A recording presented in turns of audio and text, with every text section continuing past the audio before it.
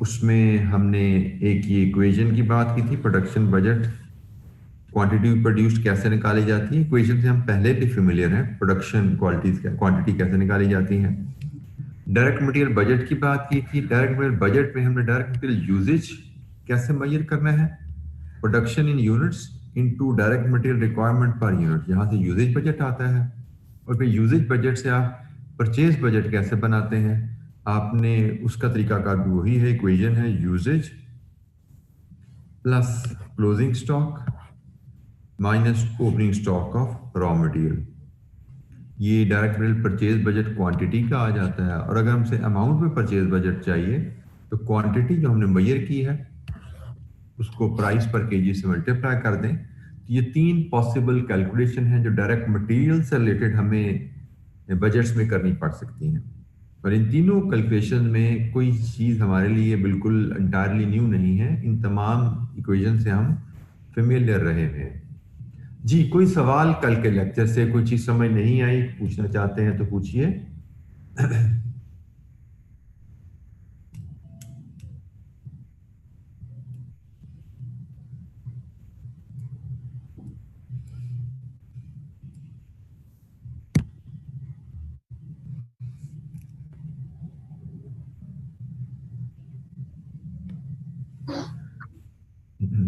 अच्छा जी, आगे चलते हैं। आगे हमारे पास है जी direct labour budget. Direct labour budget में जब आपने सेल्स बजट बना लिया, प्रोडक्शन बजट बना लिया, तो प्रोडक्शन बजट से आपको पता लग जाता है आपको अगले पीरियड में कितनी लेबर की जरूरत पड़ने वाली है। उसके मुताबिक लेबर की प्लानिंग की जाती है और ये रिक्रूटमेंट डिपार्टमेंट के एचआर डिपार्टमेंट के हवाले कर दी जाती है। रिक्रूटमेंट प्लान बनेगा, एचआर डिपार्टमेंट के हवाले किया जाएगा, उनको यहाँ पे टारगेट दे दिया जाता है। डायरेक्ट लेबर बजट में यूजुअली डायरेक्ट लेबर आवर्स भी बताए जाते हैं और डायरेक्ट लेबर रेट भी बताया जाता है। दोनों का टारगेट सेट किया जाता है रिक्रूट एचआर डिपार्टमेंट के लिए कि भाई आपने इतने घंटे आवर्स हायर करने हैं और आपने इस टारगेट कॉस्ट पे इनको हायर करना है। क्योंकि एचआर डिपार्टमेंट अपना टारगेट पूरा करेगा, प्रोक्योरमेंट डिपार्टमेंट टारगेट अपना पूरा करेगा।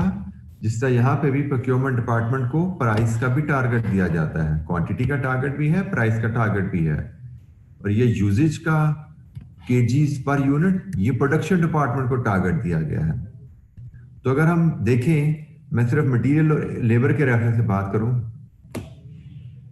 प्रोक्योरमेंट डिपार्टमेंट अपने टारगेट के मुताबिक रेट पे चीजें मटेरियल खरीदे और प्रोडक्शन डिपार्टमेंट टारगेट के मुताबिक क्वांटिटी यूज करे तो ही material cost per unit target के मुताबिक आएगी। सिमिलरली एचआर डिपार्टमेंट टारगेट के मुताबिक रेट पे लेबर हायर करे और प्रोडक्शन डिपार्टमेंट उनको टाइम जो आवर्स पर यूनिट है उसके मुताबिक टाइम लगवाए तो ही labour cost per unit target के मुताबिक आएगी।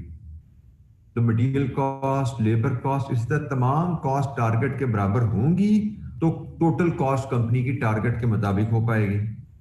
सेल्स डिपार्टमेंट प्राइस का जो टारगेट मिला है उस पर सेल्स कर पाएगी तो कंपनी टारगेट रेवेन्यू अचीव करेगा। टारगेट रेवेन्यू कैसे अचीव हुआ, डिफरेंट डिपार्टमेंट्स की कोऑर्डिनेशन से। टारगेट कॉस्ट कैसे अचीव हुई, डिफरेंट डिपार्टमेंट्स अपने अपने टारगेट जब अचीव करेंगे, तो जब डिफरेंट डिपार्टमेंट्स अपने टारगेट अचीव करेंगे तो ही नतीजे में टारगेट प्रॉफिट कंपनी अर्न कर पाती है। इसी तरह जनाब मैन्युफैक्चरिंग ओवरहेड का बजट बनाया जाता है। मैन्युफैक्चरिंग ओवरहेड, प्रोडक्शन ओवरहेड जिसको कहा जाता है, इसमें ओवरहेड एब्जॉर्प्शन रेट भी यही इसी स्टेज पे मेजर किया जाता है। अब अगर आपको याद हो, हमने ओवरहेड एब्जॉर्प्शन का चैप्टर पढ़ा था, budgeted overhead divided budgeted labour hours. तो ये बजटेड लेबर आवर होते हैं, यहाँ पे बजटेड ओवरहेड्स लेते हैं और साथ ही यहाँ पे ओवरहेड एब्जॉर्प्शन रेट भी आप मेजर इसी स्टेज पे करते होते हैं।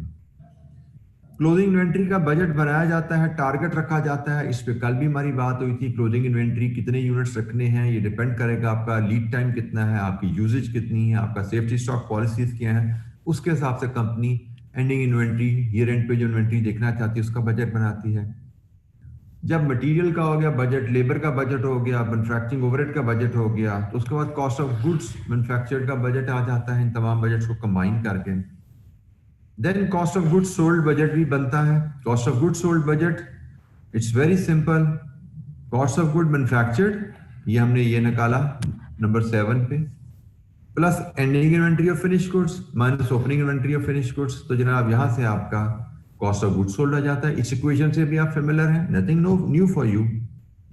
सेलिंग एडमिन एक्सपेंसेस का बजट बनाया जाता है कि अगले साल हमने अपने सेलिंग एक्सपेंसेस को किस रेंज में रखना है। ये सारी इंफॉर्मेशन में क्वेश्चन में अवेलेबल होगी अगर हमें बजट बनाने को कहा जाएगा। अगले साल हमारा एक्सपेंस कितना होना चाहिए, टारगेट इसका सेट किया जाएगा। देन एक कैपिटल एक्सपेंडिचर बजट भी बनाया जाता है, आल्दो ये हमारे स्कोप में फिलहाल इस चैप्टर के स्कोप में नहीं है। हम आगे चल के टाइम वैल्यू ऑफ मनी का चैप्टर पढ़ेंगे, उसमें हम कैपिटल एक्सपेंडिचर बजट की बात कर रहे होंगे, क्योंकि capital expenditure budget long term business asset से रिलेट करता है, और लॉन्ग टर्म बिजनेस एसेट से डील करना हमारा टाइम वैल्यू ऑफ मनी ये चैप्टर है, आगे चल के हमने पढ़ना है, उसके स्कोप में आएगा। लेकिन ओवरऑल फंक्शनल बजट की हम बात कर रहे हैं, तो उसमें मैंने इस टर्म को भी कवर किया। नो साउंड, नो साउंड किस किस का मसला है भाई?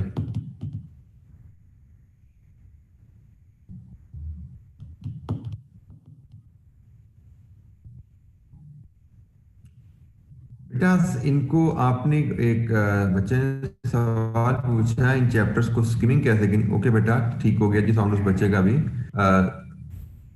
पहली दफा तो देखें बेटा, इनको आपको डिटेल में पढ़ना पड़ता है, ठीक है। आप डिटेल में पढ़ते हैं और कीवर्ड्स हेडिंग और एक कीवर्ड अंडरलाइन कर लेते हैं। जैसे मैंने यहाँ कैपिटल एक्सपेंडिचर बजट लिखा, तो साथ ही मैंने long term business assets plan for long term purchase of asset underline कर दिया। तो ये दो अंडरलाइन क्यों? पहली दफा डिटेल में पढ़ा, दो वर्ड्स अंडरलाइन कर लिए, तो दूसरी दफा पढ़ने में यूजुअली आपको हेडिंग और कीवर्ड पढ़ने से अंडरलाइन कॉन्सेप्ट जो यहाँ पे डिस्कस हुआ है वो आ जाता है जहन में। आ गया जहन में तो ठीक है, रिकॉल हो गया ठीक है, नहीं रिकॉल हुआ तो दूसरी दफा फिर पढ़ लीजिएगा इसको, लेकिन तीसरी दफा आपको इसको पढ़ने की जरूरत नहीं रहती। सो पहली दफा स्किमिंग नहीं होती, पहली दफा रीडिंग होती है, पहली दफा अंडरलाइन किए जाते हैं कीवर्ड्स तसल्ली से सुकून से। ये सेकंड या थर्ड टाइम आप स्किमिंग करते हैं, क्योंकि स्किमिंग का मतलब होता है सिर्फ सतही तौर पे उसको देखना। तो सतही तौर पे देखना से आपको कॉन्सेप्ट नहीं सीखा जाता, कॉन्सेप्ट डिटेल स्टडी से आप सीखते हो मैं या समझते हो, स्किमिंग से आप रिफ्रेश कर सकते हो। अच्छा जी, लास्ट में हमने जितने फंक्शनल बजट बनाए हैं इनको समराइज कर दिया जाता है मास्टर बजट की शक्ल में, और मास्टर बजट से मुराद है 3 documents, income statement, balance sheet and cash budget. ये 3 डॉक्यूमेंट्स मिल के मास्टर बजट बनते हैं, ठीक है जी। इनकम स्टेटमेंट, बैलेंस शीट और कैश बजट, इन तीनों टर्म से आप फेमिलियर हैं, कैश बजट से नहीं कैश फ्लो से फेमिलियर हैं। तो ये इवन कैश फ्लो से भी सिंपल फॉर्मेट होता है कैश बजट का, अगर आपने पहले नहीं इसको देखा हुआ। लेकिन इनकम स्टेटमेंट बैलेंस शीट की फॉर्मेट से आप फेमिलियर हैं, आल्दो आपने तो अकाउंटिंग स्टैंडर्ड्स के तहत फॉर्मेट पढ़ा होता है। यहाँ पे हम अकाउंटिंग स्टैंडर्ड्स के तहत फॉर्मेट नहीं बनाते, यहाँ पे हम सिर्फ फिगर्स प्रॉफिट्स की और बैलेंस शीट की एसेट्स और लायबिलिटीज कैलकुलेट होनी चाहिए, हम फॉर्मेट जो मर्जी रखें उससे फर्क नहीं पड़ता। अच्छा जी, ये तो ओवरऑल फंक्शनल बजट और मास्टर बजट की टर्म्स को हमने समझा। अब थोड़ा सा क्विकली एक कैश बजट की हम एक समरी डिस्कस कर लें, और उसके बाद हम डिस्कस करेंगे one by one functional budget पे, हम न्यूमेरिकल्स पे मूव करेंगे। This is the last slide, इसके बाद मुझे लगता है हम न्यूमेरिकल में बात कर रहे होंगे। कैश बजट, ये इसको हम इसलिए डिस्कस कर रहे हैं कि शायद आप कैश फ्लो से फेमिलियर हैं, कैश बजट से आप फेमिलियर ना हो, तो कैश बजट बड़ी आसान चीज है ये। यूजुअली कैश बजट को पीएनएल तो साल का बनाया जाता है, अगले साल का बजटेड पीएनएल बनेगा, बैलेंस शीट तो अगले साल के एंड पे बनेगी, लेकिन कैश बजट यूजुअली साल का ही बनाया जाता।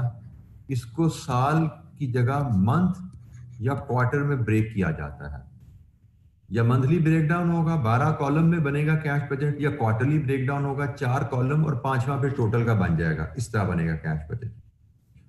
फॉर्मेट बड़ा सिंपल होता है इसका जी, आप पहले रिसीट्स की हेडिंग लिखते हैं और इसकी आइटम्स लेना शुरू कर देते हैं, डिफरेंट हेड्स में receipt, for example cash sales के against receipts, for example credit sales के against, for example interest income के receipt, for example sale of asset से रिसीट्स। तो तमाम रिसीट्स की आइटम्स आपको जो क्वेश्चन में अवेलेबल होती हैं वो लिस्ट डाउन करते हैं, और इनके नीचे आप पेमेंट तमाम समराइज कर लेते हैं। For example payment to supplier, payment of interest, payment against purchase of fixed asset and that's it. हर कॉलम का आप इस तरह टोटल बनाते जाते हैं, रसीट्स माइनस पेमेंट्स। यहां से आपको नेट रसीट या पेमेंट मिलेगी और इसमें आप ओपनिंग बैलेंस ऐड करेंगे तो आपका यहाँ पे क्लोजिंग बैलेंस आ जाता है कैश का, और ये क्लोजिंग बैलेंस नेक्स्ट क्वार्टर का या मंथ का ओपनिंग बैलेंस बनता जाता है। तो बड़ा बेसिक सा फॉर्मेट है। रसीट्स और पेमेंट्स को आप ड्रॉ करते हैं। इसका फायदा क्या होता है? जब आप मंथली कैश बजट बना रहे हैं तो हर मंथ पे आपको क्लोजिंग बैलेंस मिलता जा रहा है। क्लोजिंग बैलेंस पॉजिटिव भी हो सकता है, क्लोजिंग बैलेंस आपका नेगेटिव भी आ सकता है।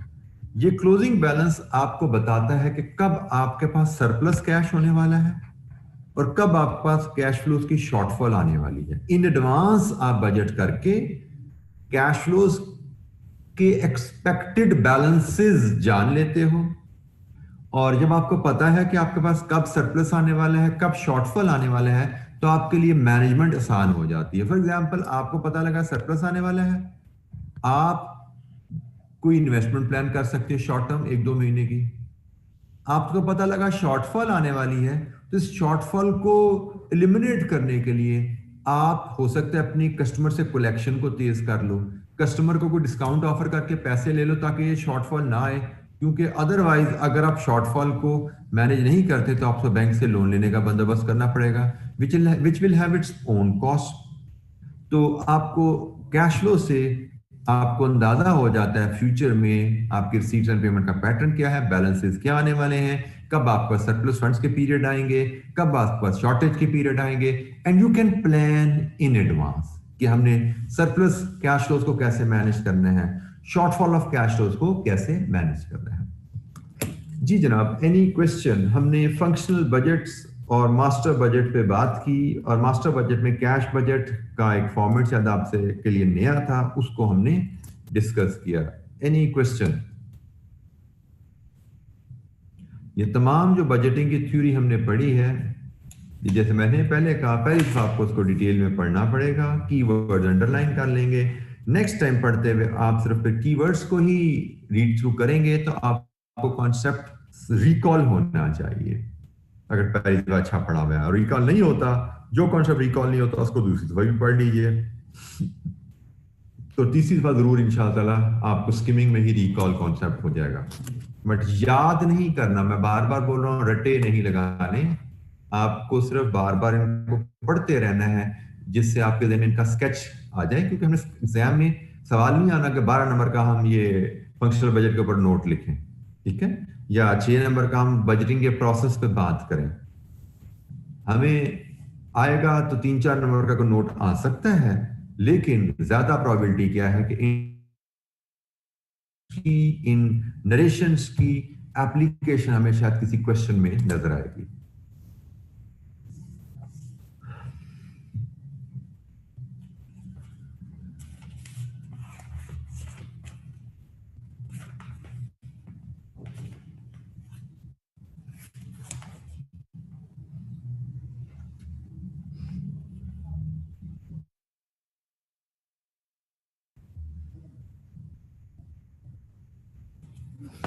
अच्छा जी, अब हम ज़रा बजटिंग की इलस्ट्रेशन की तरफ जाते हैं। इसमें 1-2 ही बेसिक इलस्ट्रेशन हैं, टोटल 4 इलस्ट्रेशन आपके सामने आ रही हैं, लेकिन इनमें तकरीबन आपके ओवरऑल जो तमाम जो फंक्शनल बजट के कॉन्सेप्ट्स हैं वो रिवाइज हो जाएंगे।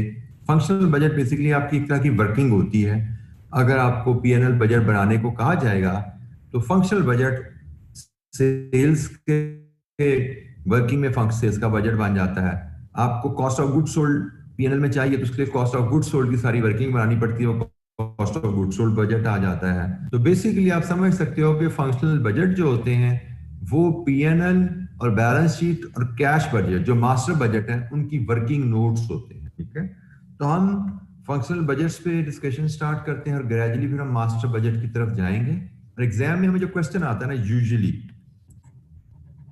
हमें पीएनएल बजट पे आता है क्वेश्चन, हमें कैश बजट पे आता है क्वेश्चन, और ओकेजनली हमें फंक्शनल बजट पे भी क्वेश्चन आता है।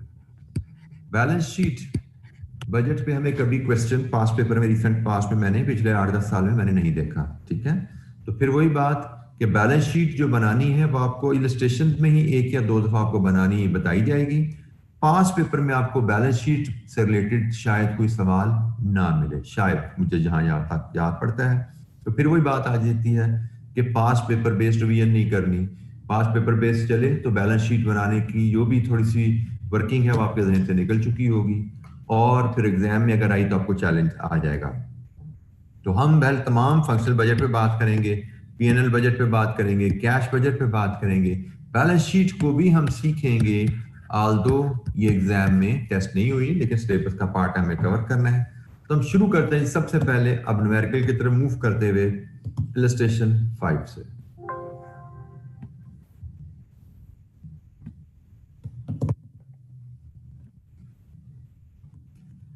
जनाब इलस्ट्रेशन 5 पेज 238 पे आपके पास आ रही है। रिक्वायरमेंट से बात शुरू करेंगे जी हम। इसकी जी जनाब 3 रिक्वायरमेंट हैं।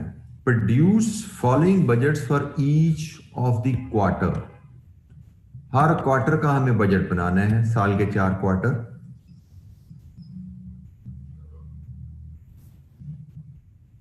Sales budget showing volume in units and sale revenue in rupees। अगर ये बात ना भी कहे तो सेल्स बजट में ये दोनों चीजें आती हैं, क्योंकि इलस्ट्रेशन है इसलिए आपको सिखाया जाता है कि सेल्स बजट में क्या क्या आपने दिखाना है। सेल्स बजट में वॉल्यूम यूनिट्स भी आते हैं और प्राइस से मल्टीप्लाई होकर रेवेन्यू भी आता है। Production budget and purchase budget in kgs and raw material. Probably ये रॉ मटेरियल परचेज बजट शायद आने जा रहे हैं, रॉ मटेरियल परचेज बजट ये भी हमें चाहिए। तो 3 बजट हमें बनाने को कहा गया जनाब। तो सबसे पहले हम डाटा पढ़ते हैं, फिर 1 बाय 1 तीनों को हम एड्रेस करेंगे।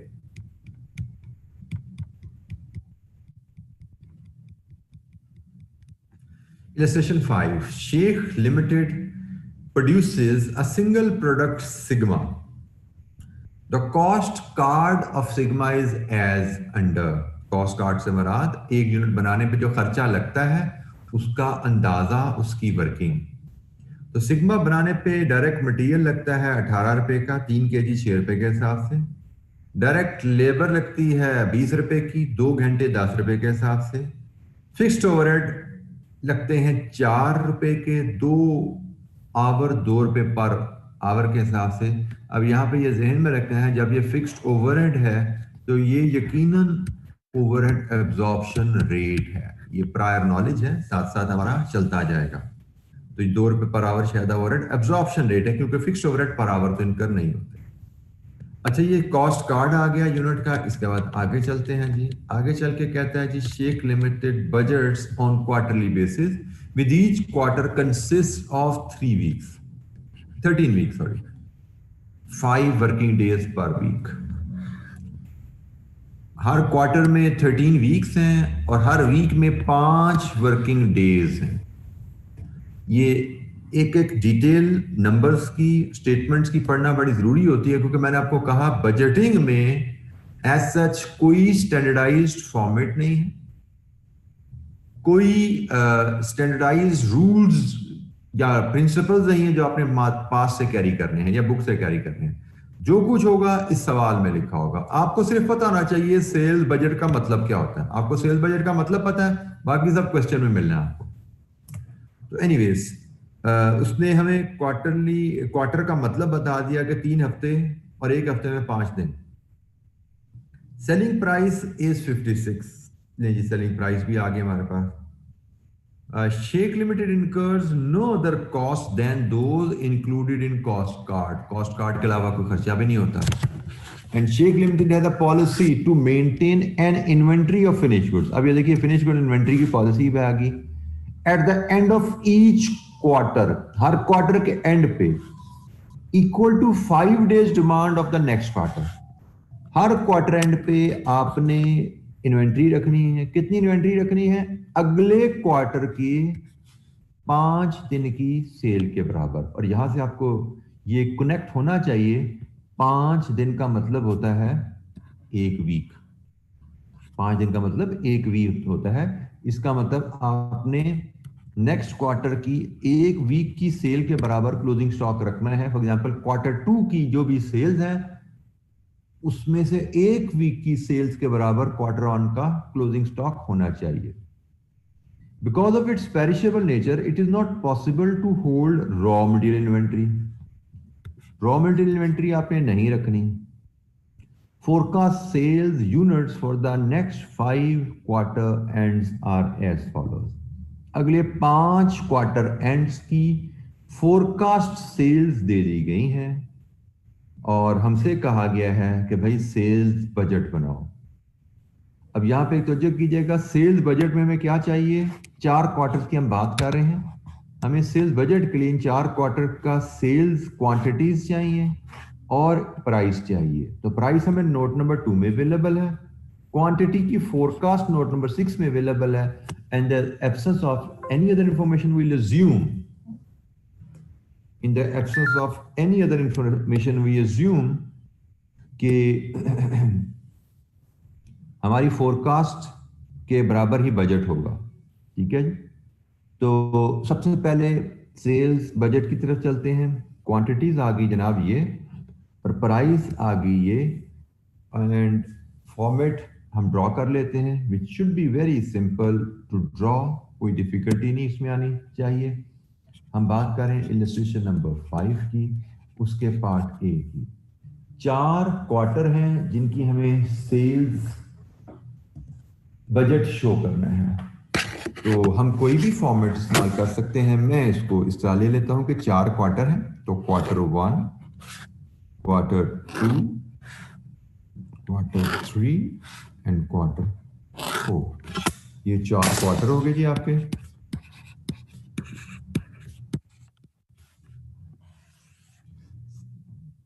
यहां पे हम लेंगे जी सेल्स वॉल्यूम और इसको मल्टीप्लाई करेंगे सेल प्राइस पर यूनिट से। तो यहां पे हमें मिल जाएंगी सेल बजटेड सेल्स क्वार्टरली, जो कि हमारी पहले पार्ट की रिक्वायरमेंट है। अच्छा, यहां पे तो जो कीजिएगा, आप देख रहे हैं यूनिट्स कितने ज्यादा जीरो के साथ आ रहे हैं और आगे 56 से इसको मल्टीप्लाई भी होना है, तो वैल्यूज बहुत बड़ी होने वाली हैं। तो हम इसको डाटा को स्मार्टली मैनेज करने के लिए 1000 यूनिट्स में सेल्स ले आएंगे, रुपीज में प्राइस होगी, तो अकॉर्डिंगली हमारी बजटेड सेल्स भी रुपीज इन 1000 में आ जाएंगी। ठीक है, तो ये डाटा मैनेजमेंट में थोड़ी बहुत हमें इस तरह की एफिशिएंसी दिखानी पड़ेगी। तो ये Q4 का हमें 4 क्वार्टर का हमें सेल्स बजट बनाना है। 1950, 2275, 3250 एंड 2275 मल्टीप्लाई कर रहे हैं। हर क्वार्टर में सेल प्राइस 56 ही ली जाएगी क्योंकि उसने एक ही प्राइस दी है। तो अकॉर्डिंगली मल्टीप्लाई करते जाएंगे तो बजट आता जाएगा।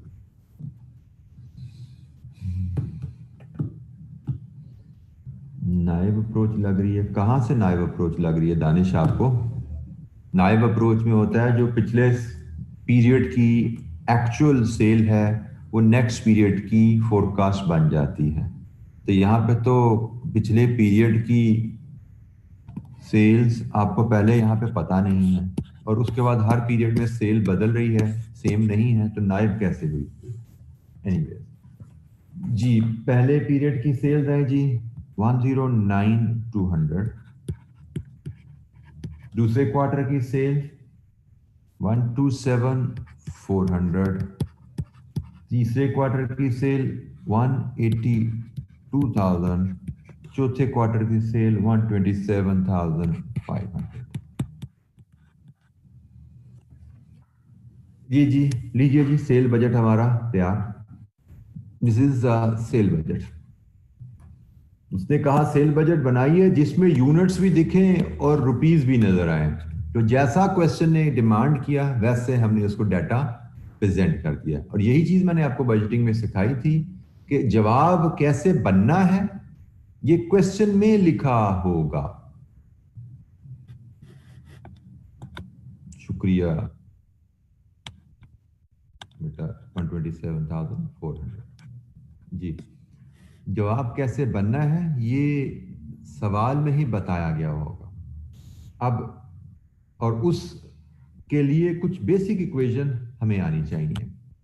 अब देखिए उसने हमसे प्रोडक्शन बजट मांगा है। अब प्रोडक्शन बजट सेल्स की फिगर हमारे पास है, इन्वेंट्री का जिक्र उसने किया हुआ है, तो प्रोडक्शन बजट के लिए आपको इक्वेशन यहां पे सिखाई गई थी जनाब, कहीं पे इधर। प्रोडक्शन क्या होती है? Production is equal to sales plus closing inventory of finish goods minus opening inventory of finish goods. तो यहां से आपका प्रोडक्शन बजट आ जाता है। तो लेट्स प्रिपेयर प्रोडक्शन बजट। इसी तरह क्वार्टरली बनाना है, तो हम यहाँ पे सेल्स लेंगे, इसमें ऐड करेंगे closing stock of finish goods, इसमें से लेस करेंगे opening stock of finish goods, तो हमें प्रोडक्शन बजट मिल जाएगा।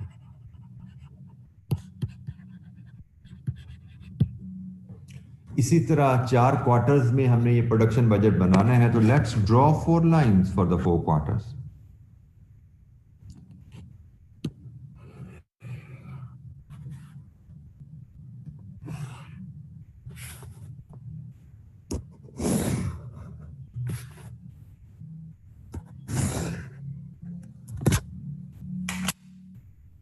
क्वार्टर 1 2 3 4। हमें प्रोडक्शन बजट मुराद क्वार्टरली में कितने यूनिट्स प्रोड्यूस करने हैं। सेल्स की फिगर रेडीली अवेलेबल है हमारे पास, वो तो मैं क्वेश्चन में गिवन थी। हम यूनिट्स इन 1000 में ही काम करते हैं। 1950 2275 3250 एंड 2275। अब तो जो कीजिएगा जी, हमें क्वेश्चन में कहा गया है कंपनी की पॉलिसी है एंड ऑफ ईच क्वार्टर जो फिनिश गुड्स आपके पास होंगी वो नेक्स्ट क्वार्टर के 5 दिन मतलब 1 हफ्ते के बराबर होगी। नेक्स्ट क्वार्टर में 1 वीक सेल के बराबर आपका क्लोजिंग स्टॉक होना चाहिए, और क्वार्टर में वीक्स कितने होते हैं? 13 वीक्स। इसका मतलब ये जो सेल्स हैं ये 13 वीक्स की सेल्स हैं, और अगर आप 1 वीक की सेल जानना चाहते हो क्वार्टर 2 की, तो इसको 13 से डिवाइड कर दो, तो आपको क्वार्टर 2 की 1 वीक की सेल्स मिलेंगी। क्वार्टर 2 की 1 वीक की सेल्स 175 है, और हमें क्वेश्चन में कहा गया है कि हमारा क्वार्टर 1 की एंडिंग फिनिश गुड्स इन्वेंट्री 175 होगी, ये क्वेश्चन में लिखा हुआ है। तो जैसे क्वेश्चन में उसने बताया वैसे हम एंडिंग इन्वेंट्री कैलकुलेट करने जा रहे हैं। ठीक है, उसने क्या बोला दोबारा सुन लीजिए कि किसी भी क्वार्टर के एंड पे जो इन्वेंट्री होगी वो नेक्स्ट क्वार्टर की 5 दिन मतलब 1 वीक की सेल के बराबर होगी, और नेक्स्ट क्वार्टर में टोटल 13 वीक्स होते हैं, 1 वीक की सेल 175 है।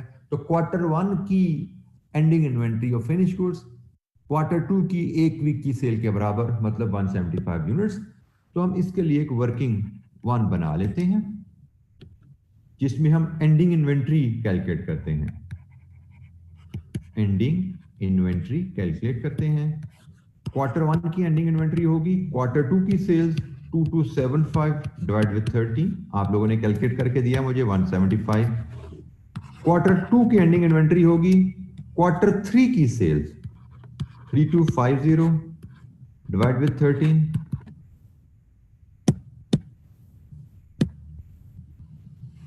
ये बनी जी 250। फिर हम क्वार्टर 3 की एंडिंग इन्वेंट्री लेंगे। क्वार्टर 3 की एंडिंग इन्वेंट्री होगी जी क्वार्टर 4 की sale 2275 divide with 13, it is again 175। Quarter 4 की एंडिंग इन्वेंट्री होगी क्वार्टर 5 की सेल। अब आपको क्वार्टर 5 की सेल की जरूरत समझ आई, 1950 डिवाइड विद 13, इट इज 175। तो ये हमारे पास सॉरी इट इज 1 कितनी है जी क्वार्टर 4 की 150, इट इज 150। ये जी हमारे पास चारों क्वार्टर्स की एंडिंग इन्वेंट्रीज आ गई। ठीक है, तो जैसे क्वेश्चन में बताया गया था हमने वैसे ही इसको कैलकुलेट कर लिया। अब हम इसको फीड कर देते हैं जी अपनी बजट की स्टेटमेंट में। Closing stock of finished goods quarter 1 175, quarter 2 150, quarter 250, quarter 3 again 175, quarter 4 150। अच्छा, जब तवज्जो कीजिएगा, quarter closing stock next period में आपका ओपनिंग स्टॉक बनता है। क्वार्टर 1 का क्लोजिंग क्वार्टर 1 का ओपनिंग बनने वाला है। सिमिलरली ये हो गया। अब क्या रह गया जनाब, हमें सिर्फ एक फिगर रह गई है, that is the opening stock here. तो जो कीजिएगा, हमने अभी क्या सीखा कि आपने क्वार्टर 1 का क्लोजिंग स्टॉक लेना है, तो वो डिपेंड कर रहा होता है क्वार्टर 2 की सेल्स के ऊपर। क्वार्टर 2 का क्लोजिंग स्टॉक क्वार्टर 3 की सेल्स पे, और सिमिलरली क्वार्टर 2 की सेल्स पे क्वार्टर 1 का क्लोजिंग स्टॉक है, और ये जाके क्वार्टर 2 का ओपनिंग स्टॉक बन जाता है। तो बेसिकली आप क्या देख रहे हो, किसी भी पीरियड की सेल्स का ओपनिंग स्टॉक उसी पीरियड की सेल्स पे डिपेंडेंट है। सिमिलरली इसका ओपनिंग स्टॉक इसकी सेल्स पे डिपेंडेंट होगा। 1950 बाय 13, ये ओपनिंग स्टॉक की फिगर है, इट इज 150। अब हमारा प्रोडक्शन बजट कंप्लीट हो गया। Now we can have the production budget total here, कि क्वार्टरली हमें कितनी प्रोडक्शन करनी है।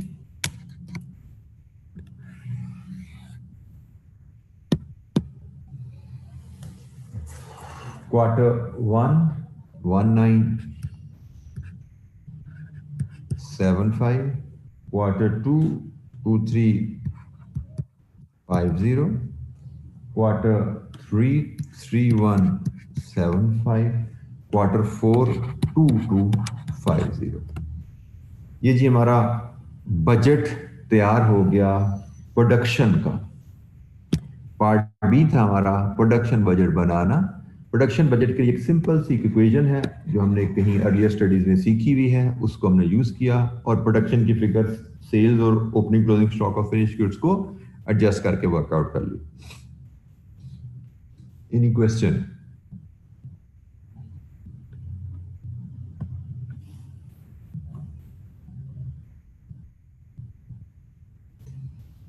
अच्छा जी, इसके बाद लास्ट बजट है जी purchase budget in kgs and rupees as well. Purchase budget जी अजमल, क्या आपको प्रॉब्लम आई क्वार्टर 1 के स्टॉक में? मैंने आपको यहाँ पे एक रिलेशनशिप बिल्ड करके दिया कि एक पीरियड क्वार्टर 2 की सेल्स पे डिपेंडेंट है क्वार्टर 1 का क्लोजिंग स्टॉक, जो कि फिर अल्टीमेटली क्वार्टर 2 का ओपनिंग स्टॉक बन जाता है। इसका मतलब किसी भी पीरियड का ओपनिंग स्टॉक उसी पीरियड की सेल्स पे डिपेंडेंट है। ओपनिंग स्टॉक उसी पीरियड की सेल्स पे डिपेंडेंट है। इसी असूल के तहत क्वार्टर 1 का ओपनिंग स्टॉक क्वार्टर 1 की सेल्स पे डिपेंडेंट है। क्वार्टर 1 की सेल्स को लेके मैंने क्वार्टर 1 का ओपनिंग स्टॉक मेजर किया।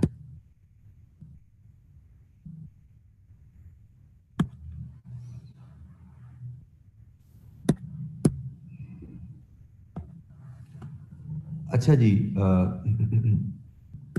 Part C, purchase budget in kgs and rupees. तो परचेज बजट की इक्वेशन भी आपसे यहाँ पे जनाब शेयर की हुई है, देखिएगा जरा। यहाँ पे परचेज बजट आपने क्वांटिटीज में लेना है तो उसकी इक्वेशन क्या है, आपने अमाउंट में लेना है उसकी इक्वेशन क्या है। तो परचेज बजट निकालने के लिए आपको यूजेज चाहिए और उसमें closing stock of raw material और opening stock of raw material adjust करना है। तो इस क्वेश्चन में तो उसने बताया रॉ मटेरियल का तो स्टॉक आप रखते ही नहीं। इसका मतलब आपकी जो परचेज है वो यूजेज के बराबर होगी। एग्रीड?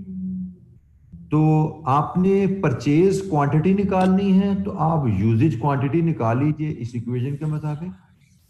आप यूजेज निकालेंगे, ओपनिंग क्लोजिंग स्टॉक आपका है ही नहीं रॉ मटेरियल का, तो usage is equal to purchase, और उस परचेज को फिर आप प्राइस से मल्टीप्लाई कर देंगे तो आपका परचेज बजट रुपीज में भी आ जाएगा। तो ये आपका हो गया प्लान कि कैसे आपने आंसर तक पहुंचना है।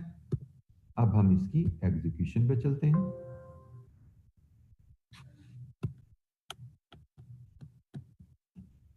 पार्ट सी, क्वार्टरली बजट बना रहे हैं, तो उसी तरह 4 कॉलम हमें चाहिए 4 क्वार्टर्स के लिए।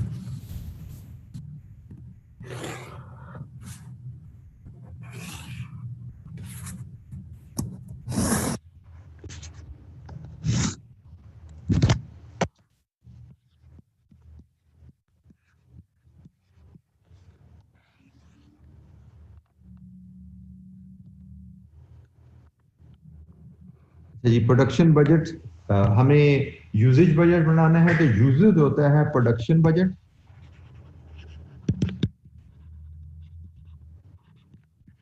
यूनिट्स इन थाउजेंड में हमारे पास अवेलेबल है पार्ट बी में। अब इसको मल्टीप्लाई कर देंगे केजीज पर यूनिट से, तो हमारे पास यूजेज ओब्लिक परचेज बजट आ जाएगा। यूजेज और परचेज बराबर क्यों है?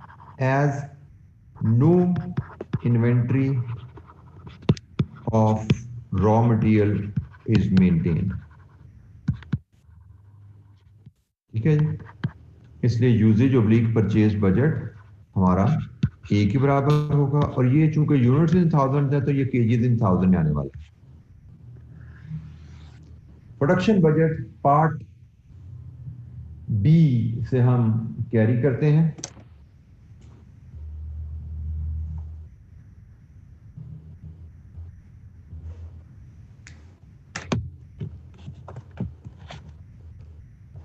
One nine seven five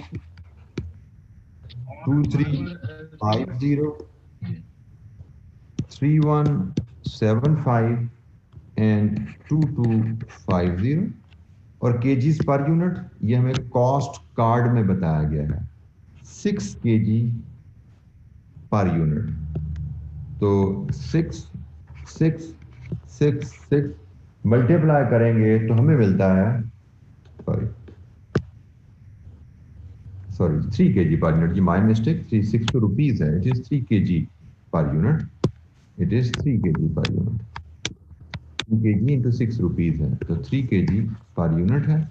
multiply करेंगे तो हमें केजीज इन थाउजेंड आ जाएंगे, क्यों? यूनिट्स इन थाउजेंड है तो केजीज इन थाउजेंड आ जाएंगे, तो हमारा क्वांटिटीज में बजट आ जाएगा। मल्टीप्लाई कीजिए, 5925 7050 9525 एंड 6750। ये जी हमारे पास बजट आ गया यूजेज ओब्लिक परचेज। यूजेज और परचेज यहां पे बराबर हैं क्योंकि no inventory of raw material is maintain. हमसे उसने कहा जी क्वांटिटी में भी बजट चाहिए और रुपीज में भी चाहिए, तो क्वांटिटी में आ गया है तो इसको रुपीज पर केजी से मल्टीप्लाई कर देंगे, जो कि है 6 रुपीज पर केजी। तो मल्टीप्लाई करेंगे हम price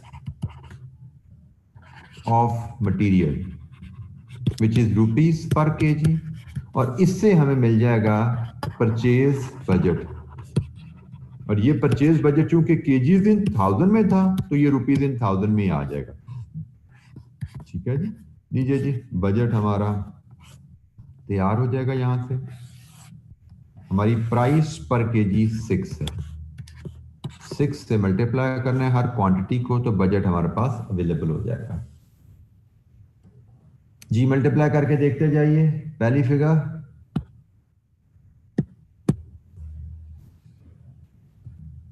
5925 into 6,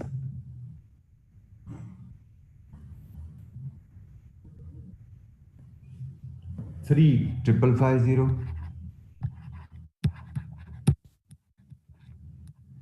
Next 42,300. Next 57, 150, and the last one is 40,500. जी, we are done with all the 3 requirements. हमारी तीनों रिक्वायरमेंट पूरी होगी। हमसे मांगा गया था सेल्स बजट। हमने सेल्स बजट बनाया जिसमें वॉल्यूम और रुपीस दोनों बताए। अब rupees does not necessarily mean rupees. Rupees का मतलब 1000 में बताएं, राउंड ऑफ करके बताएं, मिलियन में बताएं, समझ आनी चाहिए। तो हमने इसको मिलियन में शो किया। फिर हमसे मांगा गया जी प्रोडक्शन बजट। ये हमारा प्रोडक्शन बजट आ गया एक सिंपल इक्वेशन को फॉलो करते हुए। फिर हमसे मांगा गया रॉ मटेरियल का परचेज बजट। तो ये परचेज इन क्वांटिटी केजीज आ गया और ये जी final figure purchase in rupees आ गया। तो ये फंक्शनल बजट का एक पहली बेसिक एग्जांपल हमने कंप्लीट किया। जी एनी क्वेश्चन, कोई सवाल?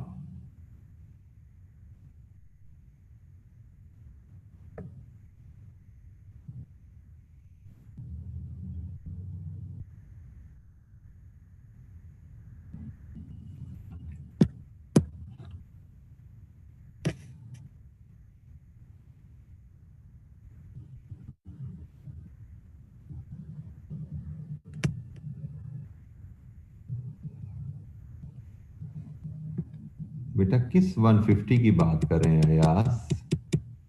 मेरे लिए इंटरेस्टिंग होगा ये जानना, स्पेशली जब आप कह रहे हैं कि आपको ये समझ नहीं आया जिसको मैं 3 दफा समझा चुका हूं। आर यू श्योर यार कि आप पूरी क्लास रेगुलरली हमारे साथ अटेंड कर रहे हैं? बीच में आप कहीं गायब नहीं हुए? तो बेटा मैं आपको ये जो सवाल आपने पूछा ना, ये मैं आपको दिखाता हूं। ये सवाल पीछे एक बच्चे ने पूछा और मैंने उसको एक्सप्लेन किया। ठीक है, ये आप देख सकते हैं यहाँ पे। ये देखिए, ये मोहम्मद अजमल ने सेम सवाल पूछा था। सर काइंडली क्वेश्चन 1 का Q1 की ओपनिंग स्टॉक बता दीजिए। मैं एक दफा बता चुका था। 10:40 पर यह सवाल पूछा गया, मैंने फिर बताया। अजमल ने कहा मुझे समझ नहीं आई, मैंने एक्सप्लेन किया, उसने कहा ओके सर समझ आ गई। अब मुझे जवाब दीजिए आप उस वक्त कहाँ थे?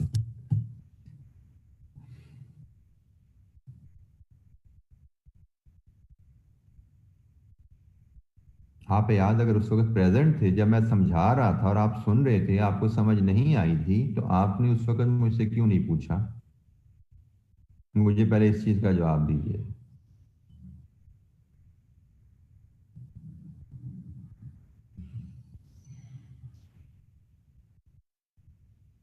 इसके दो ही मतलब है, या आप उस वक्त क्लास में प्रेजेंट नहीं थे या आप उस वक्त क्लास में अटेंटिव नहीं थे। And I hate this thing.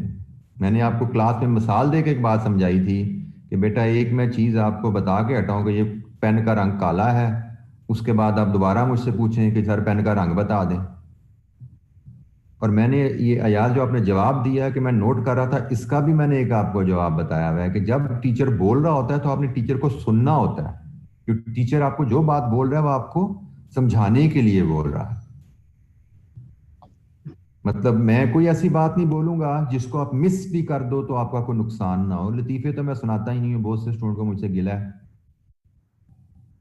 ठीक है, तो बेटा ये देखें, ये अब आपको मेरे साथ चलते हुए तकरीबन 2 महीने होने वाले हैं। तो ये जो बेसिक एटिकेट्स थे जो मैं शुरू में आपको क्लियर कर दिए थे कि बेटा ये मेरे साथ नहीं, हर टीचर के साथ चलने के एटिकेट्स हैं। टीचर को लतीफा सुना रहे हैं ना, फिर बेशक आप नोट्स करते रहो, you are not interested in enjoying that joke, आप नोट करते रहिए, कोई हर्ज नहीं है। लेकिन जब टीचर बोल रहा है तो यकीनन आपको सिखाने के लिए बोल रहा है। स्पेशली एक बच्चे ने क्वेश्चन पूछा है, मैं उसका जवाब दे रहा हूं, तो यकीनन एक बच्चे को मसला है तो और बच्चों को मसला भी हो सकता है। मतलब आपने ये सवाल मुझसे पूछा, सवाल खत्म होने के बाद इसका मतलब आप भी पार्ट बी पे फंसे हुए, पार्ट सी भी आपने देखना है। और अब पार्ट सी का सवाल करोगे, जब हम अगला सवाल कर रहे होंगे तब आप पार्ट सी में से कोई क्वेश्चन पूछ रहे होगे। तो बेटा ये बात ठीक नहीं है। आप जब टीचर बोल रहा हो सुनिए। और नोट्स करने के लिए तो अगर आपको टाइम चाहिए, वैसे तो हमने बड़ी आसानी रखी हुई है कि सारे नोट्स जो मेरे अवेलेबल हो जाते हैं आपको। लेकिन if you need some time, कोई चीज समझ नहीं आ रही, तो काइंडली पॉज लीजिए। आप मुझे पॉज लेने का कह देंगे ना, सर 1 मिनट दीजिए, सर मैं नोट कर लूँ, 1 मिनट दीजिए, अगर आप समझते हैं नोट करना आपके लिए जरूरी है डिस्पाइट ये वाइट बोर्ड अवेलेबल होने के बाद, आई डोंट माइंड दैट, मुझे उस पर कोई इतराज नहीं होगा। लेकिन इस चीज को मैं माइंड करूंगा कि मैं बोल रहा हूँ, आप सुन नहीं रहे, और जब मैं बोल के खामोश हुआ हूं तो आप कहते हैं सर क्या बताया था, जरा दोबारा बता दें। इट इज नॉट लाइक कोई आपके पास कोई हार्ड ड्राइव है जिसमें आपने प्ले का बटन दोबारा दबाना होता है। You are dealing with humans, you must remember. तो ह्यूमंस से डील करते हुए आपको सीखना है कि आप ह्यूमन से कैसे डील करते हैं। मैं तो you are giving me impression कि जब मैं बोल रहा होता हूं तो you are not interested and you want me to speak when you desire. ठीक है, तो व्हाट यू रियली डिजायर, यहां पे बेटा वो नहीं चलेगा, यहां पे क्या चलेगा, what is appropriate, what is professional. ठीक है, and what I Dzire if at all it matters. Okay, तो फिलहाल मैं एक बार फिर आपको बता देता हूं, मैंने यहां पे एक्सप्लेन किया था कि किसी पीरियड का क्लोजिंग स्टॉक अगले पीरियड की सेल पे डिपेंडेंट होता है, और फिर वो क्लोजिंग स्टॉक आगे जाके ओपनिंग स्टॉक में कन्वर्ट होता है। अल्टीमेटली क्या बना कि भाई हर पीरियड का ओपनिंग स्टॉक उसकी सेल पे डिपेंडेंट है। तो भाई Q2 का ओपनिंग स्टॉक Q2 की सेल्स पे डिपेंडेंट है, तो इसी तरह Q1 का ओपनिंग स्टॉक भी Q1 की सेल पे डिपेंडेंट होगा। ये हमने इसकी कैलकुलेशन की, Q1 की सेल्स लेके, और इसको हमने यहाँ पे प्लेस कर दिया।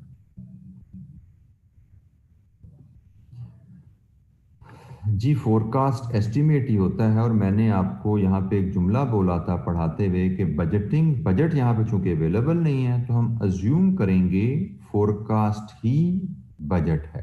फोरकास्ट बिल्कुल एस्टिमेट होता है, लेकिन इस केस में फोरकास्ट ही बजट है, क्योंकि बजट की फिगर अलहदा से नहीं दी गई। फोरकास्ट अलहदा दिया गया हो, बजट अलहदा दिया गया हो, तो हम बजट की सेल्स को लेकर चलते। जी जनाब, एनी क्वेश्चन, कोई और सवाल जी यहाँ पे? जी, ये यार डन तो होना ही सी, जो हो गई है, आइंदा कोशिश करना आराम से डन हो जाएगा। जी जनाब, एनी क्वेश्चन?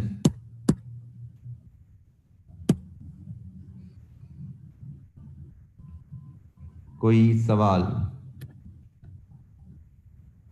अच्छा जी, आगे चलते हैं जी। ये तो एक बेसिक सी इलस्ट्रेशन हमने देखी फंक्शनल बजट पे, तो अब हम चलते हैं अगली एक और इलस्ट्रेशन पे, इलस्ट्रेशन 6। अच्छा, ये एक बड़ी डिटेल्ड इलस्ट्रेशन है, इसमें तकरीबन हमारे तमाम फंक्शनल बजट, काफी ज्यादा फंक्शनल बजट भी बनेंगे और मास्टर बजट भी बनेगा। तो ये बेसिकली इलस्ट्रेशन ही हैं जिसमें हम बेसिक फॉर्मेट सीख रहे होंगे। जैसे अभी हमने 3 बजट के फॉर्मेट, 3 वर्किंग के फॉर्मेट सीखे कि भाई सेल्स बजट बनाना हो उसकी वर्किंग जनरली कैसे की जाती है, प्रोडक्शन बजट बनाना हो तो उसकी वर्किंग कैसे होती है, परचेज बजट बनाना हो उसकी वर्किंग कैसे है। ये हमने बेसिक के फॉर्मेट सीखे। अब हम मजीद डिटेल में जाते हैं, इनके अलावा मजीद फंक्शनल बजट सीखेंगे, और अल्टीमेटली फिर हम मास्टर बजट्स पे समराइज करेंगे अपने तमाम फंक्शनल बजट्स को। ठीक है जी, तो इसकी रिक्वायरमेंट्स बेसिकली फंक्शनल बजट और मास्टर बजट ही है। मैं रिक्वायरमेंट्स पे नहीं जाता क्योंकि इसका डाटा काफी बड़ा है, 2-3 पेजेस पे फैला हुआ है। तो हम इसका डाटा पढ़ना शुरू करते हैं, कहानी पढ़ते हैं इसकी, और फिर हम इस पे बात करेंगे। इसकी रिक्वायरमेंट्स देख लेंगे कि रिक्वायरमेंट्स की फंक्शनल बजट है जिसमें sales budget, purchase budget, cost of goods sold budget, ending inventory budget, etcetera etcetera, सारे फंक्शन, काफी ज्यादा फंक्शनल बजट हमें बनाने हैं यहाँ पे। अच्छा जी, Massey work produces 2 products, Humpty and Dumpty. The budget for the forthcoming year to 31st March is to be prepared. Expectations for the forthcoming year include the following. अच्छा जी, हमें 31 मार्च 2006 का बजट बनाना है, उससे रिलेटेड हमें कुछ इंफॉर्मेशन दी गई है। अच्छा, सबसे पहले स्टेटमेंट ऑफ फाइनेंशियल पोजीशन 1 अप्रैल 2015 से मुराद आप देख सकते हैं, ये आपके बजट पीरियड की ओपनिंग बैलेंस शीट है। ये opening statement of financial position है 1 अप्रैल 20x5, और आप 31 मार्च 20x6 का बजट बनाने जा रहे हैं, तो ये में भी एक्चुअल बैलेंस शीट हमारी शायद होगी। एनीवेज जिसमें जो डाटा गिवन है जी, नॉन करंट एसेट्स हैं, land, building, depreciation, current assets हैं, raw material, finish good, receivable, cash at bank, current liabilities में पेबल्स हैं, देन हमारे पास नेट एसेट्स आए और फिर बैलेंस शीट में टोटल एसेट्स आ गए यहाँ पे, कैपिटल रिजर्व में share capital, cumulated profit, balance sheet हमारी आ गई। अच्छा जी, इसके अलावा हमें नोट नंबर बी में sales director has estimated the following, उसके एस्टिमेट्स हमें बताए गए हैं। Demand for the companies product, दो प्रोडक्ट्स, इनकी डिमांड क्या है अगले साल के बारे में, ये इंफॉर्मेशन हमें दी गई है। इनकी प्राइस क्या होने वाली है अगले साल, इनकी closing inventory of finish goods क्या चाहिए आपको, इनकी ओपनिंग इन्वेंट्री क्या अवेलेबल है फिनिश गुड्स की, ठीक है जी, ये क्लोजिंग ओपनिंग इन्वेंट्री भी आगे चलते हैं। फिर unit cost of the opening stock की cost per unit, amount of plant capacity required for each unit of product. दो डिपार्टमेंट है जी, एक मशीनिंग एक असेंबली। हमटी पे कितना टाइम पर यूनिट चाहिए, डम्टी पे कितना टाइम पर यूनिट चाहिए मशीनिंग डिपार्टमेंट में। इसी तरह असेंबली में हमटी पे कितना टाइम चाहिए, डम्टी पे कितना टाइम चाहिए। Raw material content per unit, दो रॉ मटेरियल यूज होते हैं जी, ए एंड बी। तो रॉ मटेरियल ए हमटी पे कितना लगता है, डम्टी पे कितना लगता है, रॉ मटेरियल बी हमटी पे कितना लगता है, डम्टी पे कितना लगता है। Direct labour hours per unit, हमटी का और डम्टी का। ये ऊपर मशीन आवर्स का जिक्र था, मशीन टाइम का जिक्र था, ये डायरेक्ट लेबर आवर्स का जिक्र है, और बीच में मटेरियल दे दिया गया है। Finish goods are valued on a FIFO basis, क्योंकि यहाँ पे ओपनिंग स्टॉक भी आया था, आपने देखा था, तो फिनिश गुड्स की एंडिंग इन्वेंट्री की वैल्यूएशन की जरूरत पड़ने वाली है आपको, और उसकी पॉलिसी चाहिए, वो फाइफो आ गई। अच्छा, ये फिनिश गुड्स की बातें होगी। अब रॉ मटेरियल के बारे में उसने कहा जी, क्लोजिंग इन्वेंट्री 31 मार्च को कितनी चाहिए आपको, ए और बी की, क्योंकि दो रॉ मटेरियल आपके हैं जी, ए एंड बी, उनका जिक्र आ गया। ओपनिंग इन्वेंट्री कितनी अवेलेबल है, और budgeted cost of raw material पर केजी, कॉस्ट पर केजी हमें क्या पड़ने वाली है बजटेड आने वाले साल में। Actual cost per KG of raw material inventories are as budgeted. उन्होंने कहा जी, ओपनिंग इन्वेंट्री जो पड़ी हुई है उसकी एक्चुअल कॉस्ट भी वही है जो आपने बजट की है for the coming year. Direct labour, standard wage rate, standard कह लीजिए या बजट कह लीजिए या टारगेट कह लीजिए, फॉर द टाइम बिंग आपका वेज रेट का जो टारगेट है वो 1.6 है। प्रोडक्शन ओवरहेड्स का ये पूरा एक नोट हमें गिवन है जी। Production overhead is absorbed on the basis of machining hours with the separate absorption rate for each department. दो डिपार्टमेंट थे, आपको देखा ऊपर आपने, एक मशीनिंग था, एक गालबन असेंबली था। तो इन दोनों का अलग-अलग अब्जॉर्प्शन रेट निकालना है मशीन आवर बेसिस पे। Overhead is machining departments are anticipated to be 39,500, while in assembling department 18,650. Depreciation is taken at 5% straight line on plant and equipment. A machine costing the company 20,000 is due to be installed on 1st October. ये आप देख सकते हैं, ये technological change या capital budgeting की थोड़ा सा उसने जिक्र कर दिया है, लेकिन ये हम उसको उतना ही यूज करेंगे जितना हमारे जो स्कोप में आता है। 1 अक्टूबर को मशीन लगनी है जी, एक नई in the machining department which already has machinery installed to the value of 100,000 at cost. Land worth 180,000 is to be acquired in December 20x5। So production overheads related information और एसेट्स रिलेटेड इंफॉर्मेशन हमें यहाँ पे दी। इसको दोबारा हम पढ़ेंगे जैसे जैसे हम रेलेवेंट सेक्शंस ऑफ बजट बनाएंगे, हम बार बार इन पॉइंट्स को पढ़ेंगे। फिलहाल एक ओवरऑल अंडरस्टैंडिंग हम ले रहे हैं, हमें इंफॉर्मेशन दी क्या क्या हुई है। सेलिंग एडमिन एक्सपेंसेस का बजट दिया हुआ जी 30,400। नो ओपनिंग और closing work in process and inflation should be ignored. Budgeted cash flows are as follows. Cash flows उसने हमें बजट करके दे दिए हैं, रिसीट्स और पेमेंट्स उसने हमें बना के दे दी हैं। तो जब मास्टर बजट हम बनाने जाएंगे उसमें हमें कैश बजट बनाना होता है, तो रिसीट्स एंड पेमेंट उसने हमें दी हुई है। अच्छा जी, रिक्वायरमेंट आप पढ़ लीजिए, रिक्वायरमेंट क्या क्या है। ये फंक्शनल बजट आ गई, ये सेल्स बजट बनाइए, प्रोडक्शन बजट बनाइए क्वांटिटीज में, सिर्फ प्लांट यूटिलाइजेशन बजट बनाइए। कि कौन कौन सा प्लांट आपने कितने कितने घंटे यूज करना है। डायरेक्ट मटेरियल यूजेज बजट बनाइए, डायरेक्ट लेबर बजट बनाइए, प्रोडक्शन ओवरहेड बजट बनाइए, फैक्ट्री कॉस्ट पर यूनिट इसका बजट बनाइए, अगले साल आपकी कॉस्ट पर यूनिट क्या आने वाली है। डायरेक्ट मटेरियल परचेज बजट बनाइए, cost of goods sold budget बनाइए, एंड फाइनली मास्टर बजट बनाइए, जिसका मतलब है PNL, balance sheet and cash budget. Master budget का मतलब 3 बजट्स आपने बनाए हैं। अच्छा जी, ये हमारी रिक्वायरमेंट्स आ गई हैं। अब हम वन बाय वन रिक्वायरमेंट्स को पकड़ के दोबारा उसका रेलेवेंट पैराग्राफ पढ़ेंगे और प्रेजेंट करते जाएंगे वर्किंग अपनी। अच्छा जी, सबसे पहले इलस्ट्रेशन 6 में हमें सेल्स बजट बनाने को कहा गया है। तो सेल्स बजट क्या होता है वो हम पहले ही डिस्कस कर चुके हैं पिछले पार्ट में, कि सेल्स बजट में प्रोडक्ट की क्वांटिटी आती है, प्राइस आती है और रेवेन्यू आ जाता है। ठीक है, ये हमारा सेल्स बजट होता है। अब इसमें सेल्स का डाटा हमारे पास कहाँ अवेलेबल है, लेट्स गो टू दैट। ये जी डिमांड यूनिट्स आ गए और ये प्राइस आ गई, ये दो वैल्यूज को लेके आप सेल्स बजट बनाएंगे। यहां पे फिर देख लीजिए, उसने एस्टिमेट बताया है, लेकिन बजट को अलहदा से जब जिक्र नहीं किया तो हम अज्यूम करते हैं एस्टिमेट ही बजट है। वैसे तो हमने पढ़ा था फोरकास्ट हमारे एस्टिमेट होते हैं और फोरकास्ट की बेसिस पे हम बजट बनाते हैं, लेकिन जब क्वेश्चन में फोरकास्ट और बजट को डिफरेंशिएट नहीं किया गया तो हम फोरकास्ट को ही बजट लेके चलते हैं। तो जनाब ये वैल्यूज हैं जिनको लेके हमने बजट बनाना है। बस फर्क सिर्फ क्या हुआ, यहाँ पे एक प्रोडक्ट नहीं 2 प्रोडक्ट हैं। तो फॉर्मेट हम कोई भी अपनी मर्जी के मुताबिक चूज कर सकते हैं। मैं फॉर्मेट चूज करता हूं एक कॉलम सेल रेवेन्यू का, एक कॉलम प्राइस का, एक कॉलम वॉल्यूम का, और ये हमारी प्रोडक्ट्स आ गई। प्रोडक्ट्स,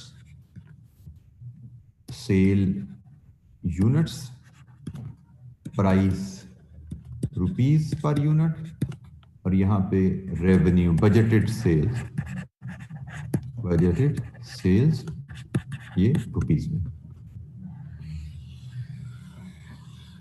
प्रोडक्ट मैं एब्रीवेट कर देता हूं, हम्प्टी एंड डम्प्टी 2 प्रोडक्ट्स हैं। सेल्स यूनिट्स ये जनाब अवेलेबल है 4500 और 4000, 4500 और 4000।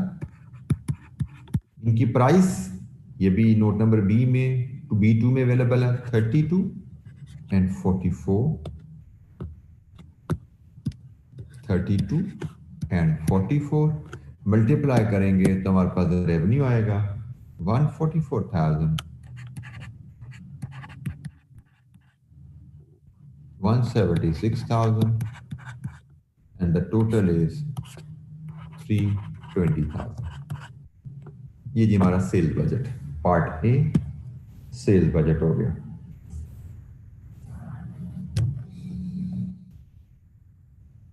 जी किसी कैलकुलेशन में कोई चीज समझना है पूछिएगा। सेल्स बजट है, फॉर्मेट मैं बार बार कह रहा हूं, आपने मैंने प्रोडक्ट्स इधर लिखी हैं, आप प्रोडक्ट्स इधर लिख दें, HOD बना लें, उसके नीचे यूनिट्स, फिर प्राइस, फिर मल्टीप्लाई कर दें, दैट डज नॉट मैटर। ठीक है, प्रेजेंटेशन मैटर नहीं करती। आपके आंसर में नजर आना चाहिए H का सेल्स बजट, D का सेल्स बजट और total sales budget, quantities, price, ये फिगर्स आपकी वर्किंग में नजर आना चाहिए। वो आप स्टेटमेंट में बनाओ, आप हॉरिजॉन्टल बनाओ, पोर्ट्रेट बनाओ, that does not matter. So part A, part B को देखते हैं। पार्ट बी क्या था हमारा जी? पार्ट बी था हमारा प्रोडक्शन बजट क्वांटिटीज में। तो प्रोडक्शन बजट की इक्वेशन हमने सीखी हुई है, हाँ? प्रोडक्शन बजट की इक्वेशन हमने सीखी हुई है। वो इक्वेशन क्या थी? Sales plus closing stock minus opening stock. ठीक है जी। तो इस इक्वेशन को अप्लाई करने के लिए मैं 2 कॉलम बनाता हूं प्रोडक्ट्स के, हम्प्टी एंड डम्प्टी, और इसमें हम इक्वेशन फिट करा देते हैं, sales plus closing stock of finish goods minus opening stock of finish goods, और यहां से प्रोडक्शन बजट आ जाएगा। ये सारा कुछ हम यूनिट्स में लेने जा रहे हैं। सेल्स हमें गिवन है जी क्वेश्चन में, अभी ऊपर हमने सेल्स बजट में यूज भी किया, 4500 and 4000। Closing stock of finish goods ये जनाब B3 में अवेलेबल है, 400, 1200। Opening stock of finish good B4 में अवेलेबल है, 900 और 200 माइनस होना है, 900 एंड 200। और जनाब यहां से हमारे पास प्रोडक्शन का बजट आता है। तो ये आया जनाब 4000 और ये आया आपका 5000। ये यूनिट्स में हमारा प्रोडक्शन बजट भी आ गया। सो पार्ट बी भी हमारा कंप्लीट हो गया।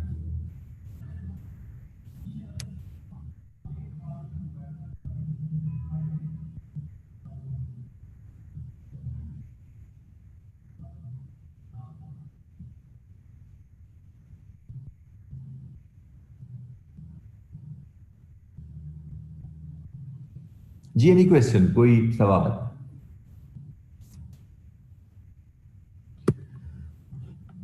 पार्ट सी पे आइए जी। इसका पार्ट सी क्या है? छोटी छोटी, जैसे मैंने कहा था, इसमें हम वर्किंग सीख रहे हैं, फॉर्मेट सीख रहे हैं, ताकि हम जब एग्जामिनर क्वेश्चन पे जाएं तो हम बेसिक वर्किंग से हम फेमिलियर हों। प्लांट यूटिलाइजेशन बजट, हमारे पास दो प्लांट्स हैं जी, एक मशीनिंग एक असेंबलिंग। हमसे यहां पूछा जा रहा है आप प्लांट को कितना अरसा यूज करना, कितने आवर्स यूज करना प्लान कर रहे हैं। प्लांट की यूटिलाइजेशन का बजट बनाना है हमें पार्ट सी में।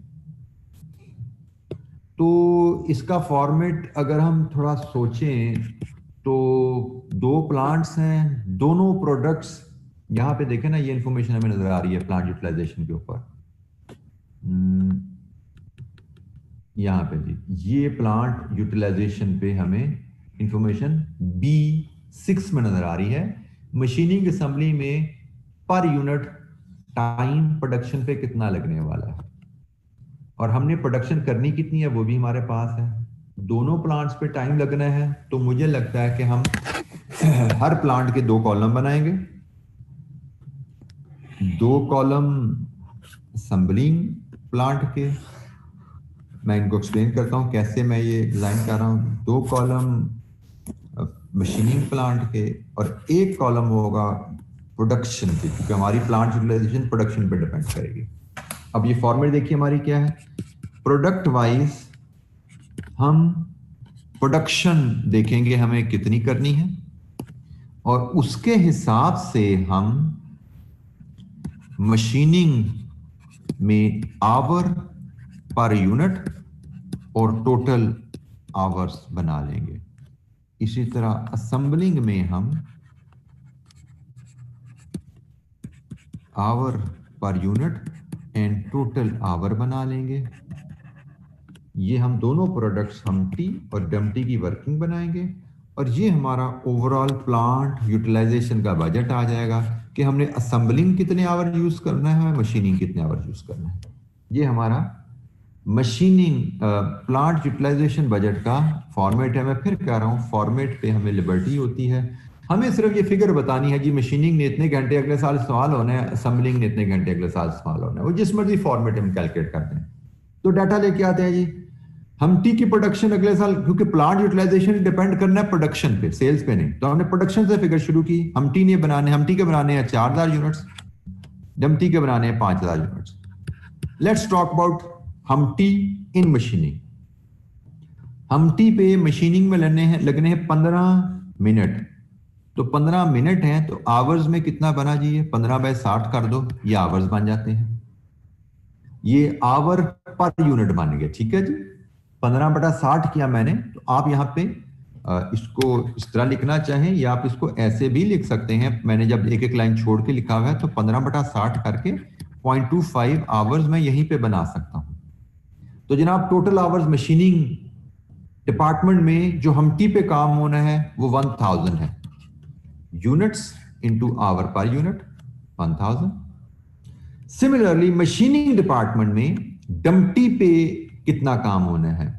मशीनिंग डिपार्टमेंट में डम्पटी पे कितना काम होना है? 24 मिनट्स। मशीनिंग डिपार्टमेंट में डम्पटी पे काम होने हैं 24 मिनट। तो 24/60 ये कितना बना जी टाइम? शायद 0.4 आवर्स। और 5000 इंटू 0.4 ये जी 2000 आवर्स। इसका मतलब टोटल आवर्स जो मशीनिंग डिपार्टमेंट में काम होना है वो 3000 है। Plant utilisation budget, plant utilisation budget हमने बनाया मशीनिंग डिपार्टमेंट का। सिमिलर वर्किंग हम असेंबलिंग डिपार्टमेंट के लिए भी करेंगे। कोई क्वेश्चन यहां पे, किसी बच्चे के ज़हन में कोई सवाल यहां पे जी?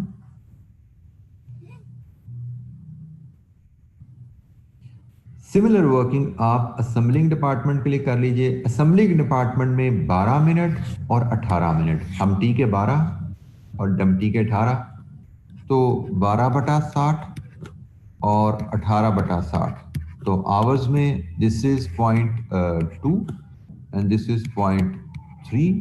तो यही 4000 को आप मल्टीप्लाई करेंगे 0.2 से 800, ये 5000 को मल्टीप्लाई करें 0.3 से 1500, तो यहां पे बने जी 2300। ओ बेटा ये 200 और 600 क्या है? What is this? Is 200 and 600।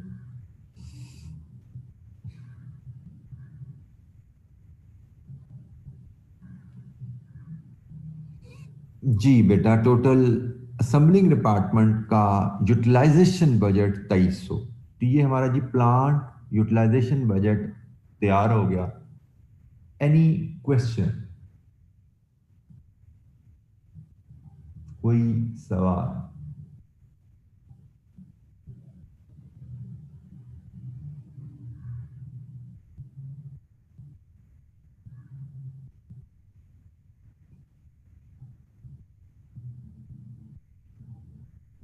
जी बेटा अहमद क्या आप पूछना चाह रहे हैं? हमने यहाँ पे 2 प्लांट हमारे हैं, मशीनिंग और असेंबली।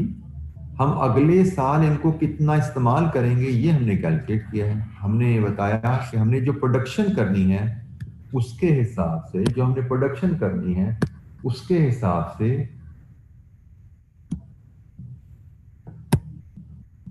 हम मशीनिंग में 1000 घंटे इस्तेमाल करेंगे हमटी के लिए, 2000 घंटे इस्तेमाल करेंगे डम्पटी के लिए। ये टाइम पर यूनिट है मशीनिंग में हमटी का डम्पटी का। ये टोटल टाइम आ गया 3000 घंटे। इसी तरह हमने 4000 यूनिट बनाने हैं असेंबली डिपार्टमेंट में भी, तो वहां पे time per unit total time हमटी का, time per unit total time डम्पटी का, और इनका सम कर दिए तो असेंबली डिपार्टमेंट में टोटल कितना टाइम होने वाला है। फैजुल हसन आपका क्या किया जाए बेटा? ये भी पिछला पार्ट आपने ही किया था ना मेरे ख्याल में, आप क्लास में प्रेजेंट थे जिसमें हमने ये प्रोडक्शन बजट बनाया था।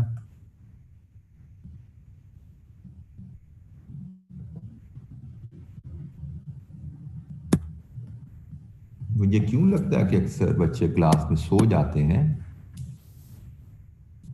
जी जनाब any question? Plant utilisation budget part सी।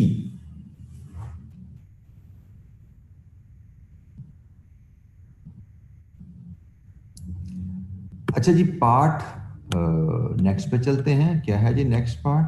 Part D. Part D direct material usage budget. Direct material usage budget. अब यहां पे तवज्जो कीजिएगा, यूजेज डिपेंड करता है प्रोडक्शन पे। ये इक्वेशन आपको सारी सिखाएंगे यहाँ पे। ये डायरेक्ट मटेरियल यूजेज बजट की बात हो रही है। प्रोडक्शन बजट अगर आपके पास हो तो डायरेक्ट मटेरियल पर यूनिट से मल्टीप्लाई कर दें तो आपके पास यूजेज आ जाता है। ठीक हो गया। तो अब हमारे पास डायरेक्ट मटेरियल यूजेज बजट पे जाना है, तो हमारे पास तो भाई यूजेज बजट दो रॉ मटेरियल का बनेगा ना, क्योंकि हमारे तो दो रॉ मटेरियल है, ये रॉ मटेरियल है जिसका यूजेज बजट बनाना है।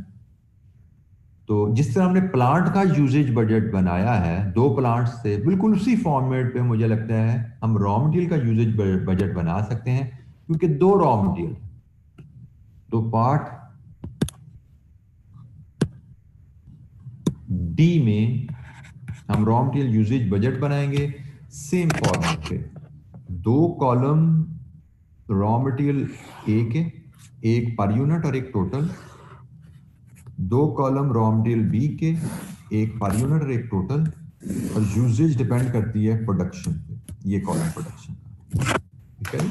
तो ये हमारी आई प्रोडक्ट्स, यहां पे आई हमारी प्रोडक्शन इन यूनिट्स, यहां पे हमारी आई ए, इसका केजी पर यूनिट, और यहां पे टोटल केजीज। यहां पे है raw material B KG per unit, या यहां पे टोटल क्वांटिटी या केजी। ये जी आपका रॉ मटेरियल का यूजेज बजट का फॉर्मेट। डाटा पॉपुलेट करें इस टेबल में। दो products Humpty Dumpty, production 4000 5000, usage production पे डिपेंड करती है।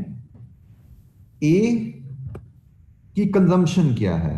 ए की कंजम्पशन हम्टी में 1.5 केजी है, डम्टी में 0.5 केजी है। 1.5 केजी है और 0.5 केजी है। इसका मतलब रॉ मटेरियल ए आपका 6000 केजी इस्तेमाल होगा हम्टी के लिए और 2500 केजी इस्तेमाल होगा डम्टी के लिए। तो टोटल आपका यूजेज बजट जो ए का है वो 8500 केजी है। ये आपका रॉ मटेरियल यूजेज बजट आ गया ए के लिए, क्योंकि दो रॉ मटेरियल हैं ए एंड बी, ये ए का यूजेज बजट आ गया।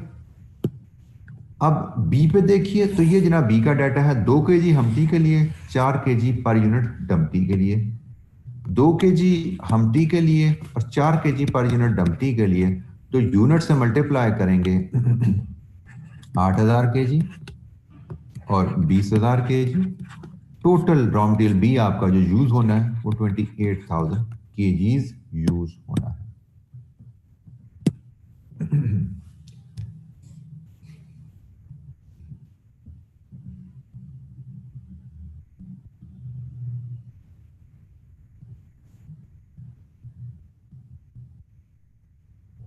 जी any question? Raw material usage budget.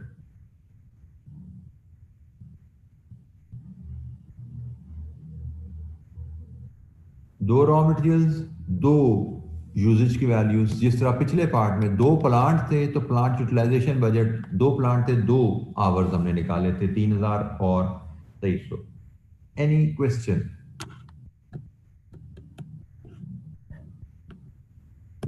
अच्छा जी, रॉ मटेरियल यूजेज के बाद नेक्स्ट बारी है जी direct labour budget. Direct labour budget से मुराद अगले साल में कितने घंटे और उनकी कितनी कॉस्ट,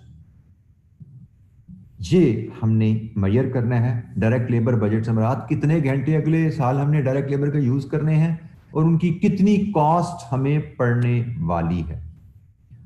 तो डायरेक्ट लेबर बजट पार्ट हमारा है जी ई।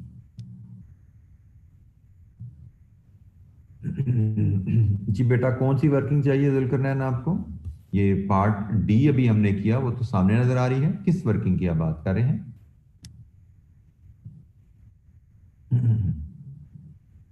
ठीक है।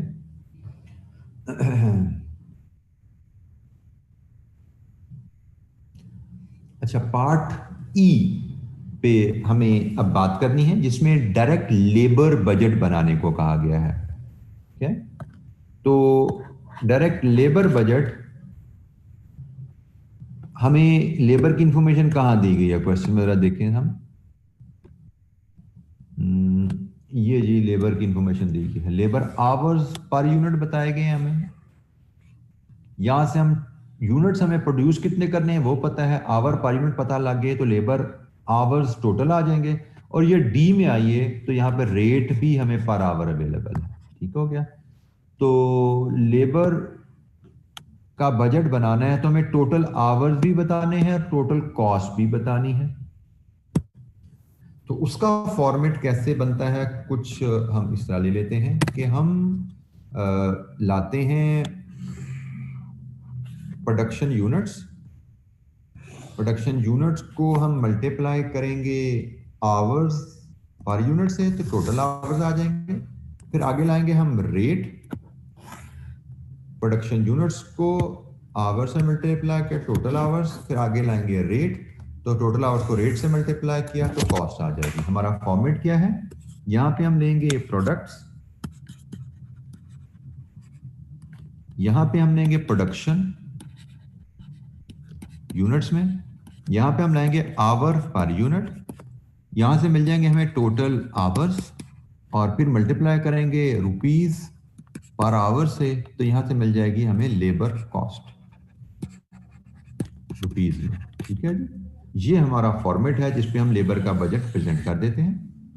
एच एंड डी तो दो प्रोडक्ट्स, प्रोडक्शन कितनी करनी है जी 4000, 5000, आवर्स पर यूनिट कितने हैं ये जनाब B8 में नजर आ रहे हैं 6 एंड 9, 6 एंड 9, तो टोटल आवर्स हुए 24,000 एंड 45,000। टोटल आवर्स का बजट यहां से मिल गया हमें कितना जी, सॉरी जी 24,000 प्लस 45,000, मैंने ठीक किया ना, तो ये 16,000 क्या है जो सैफुर रहमान ने लिखा।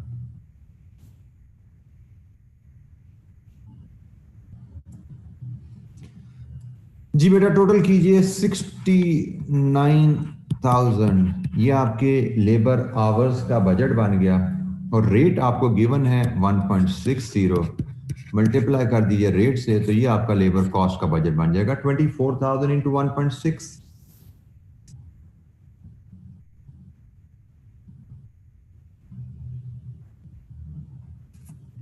38,400 and 45,000 into 1.6,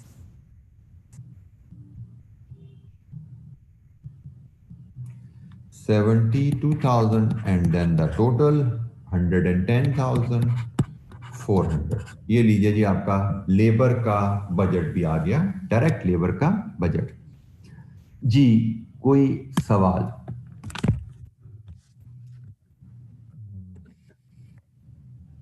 ये काम कीजिए मुबीन, काइंडली आप माइक ऑन कर दीजिए। आज के लिए इतना ही, बाकी इंशाल्लाह इसके पार्ट्स कल करेंगे। कल ही इसको हम इलस्ट्रेशन को कंप्लीट भी करेंगे। कोई इलस्ट्रेशन है, बेसिक वर्किंग सीख रहे हैं तो इसमें काफी ज्यादा वर्किंग्स हैं। पार्ट ई तक हम पहुंचे हैं, बाकी पार्ट्स भी करने हैं, P&L बैलेंस शीट भी बनानी है, तो वो इंशाल्लाह हम कल सीख रहे हैं। तो अभी आज के लिए इतना ही। तो कोई क्वेश्चन बच्चे अगर करना चाहते हैं तो पूछिए जनाब। You are online Mubeen, thank you very much. Mubeen ने हमारे लिए ये माइक्स आपकी ऑप्शन ओपन कर दी है, माइक्स वीडियो दोनों ऑप्शन आपका